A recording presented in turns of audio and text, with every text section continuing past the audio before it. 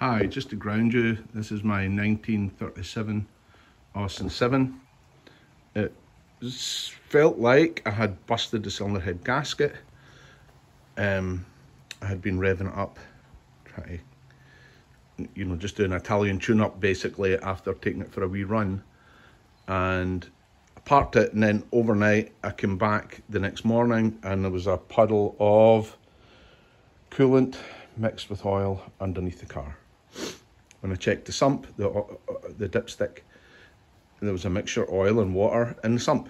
So, immediate thought was, I blew the cylinder head gasket. I just took the cylinder head off. I don't see anything apparent on that cylinder head gasket. If you guys know Austin 7s, you know what I'm looking at here.